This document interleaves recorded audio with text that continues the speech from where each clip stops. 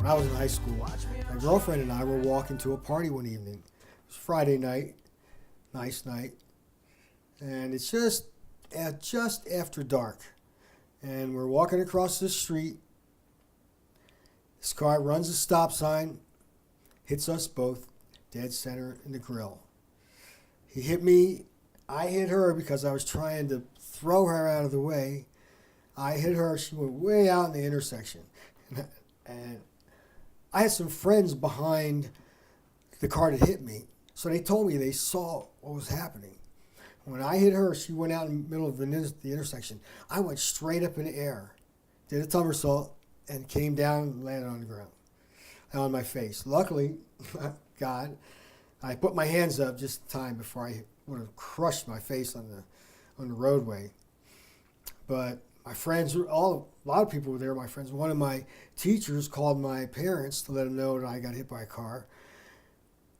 And my mom and dad, they got the message and they dropped the phone and beat the ambulance to the emergency room. And they had a longer way to go than we did.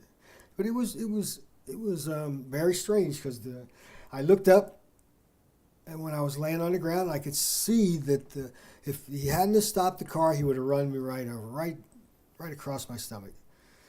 And his wife was screaming, "Why didn't you stop? Why didn't you stop?" And he reaches down and he tries to pick me up by one arm, try to lift me up. And I just kind of grunted and groaned, I'm hurt, leave me alone. And from that time forward, the rest of the night, you can imagine the emergency room, the doctors, all that, the X-rays, her parents, my parents. It was horrible, and it was like that for days. What happened? So the guy, obviously, went to court. Yeah, we went to court, and he had been cited because he was drinking, and the judge just asked him, "Had you been drinking?" And he said, "Well, I just had a few beers, Your Honor." And the judge didn't even allow him to say anything else. He just said guilty. And if I would have known Jacoby and Myers, I would have been a millionaire now. Right. But the insurance took care of my hospital bills. That's way back in a different time and place. Sure. And that was, to see it all go in slow motion was like, and one of my friends, he was real. These were kind of guys who were kind of tough, tough acting. He got out of the car and he came over to me and he took his leather jacket off and he put it up under my head like a little ball. And he was all concerned and they told him, "Man, you better get your jacket. They're taking him away in the ambulance now." He goes, No, he might need it. He might need it. Just, they were in shock like we were in shock. Sure. It was very strange. That's cool though. Well, but when the car came, you didn't you have to step out before? We were about halfway through the crosswalk, and I could see finally that he wasn't going to stop. He kept coming and coming. I'm getting out of the corner of my eye.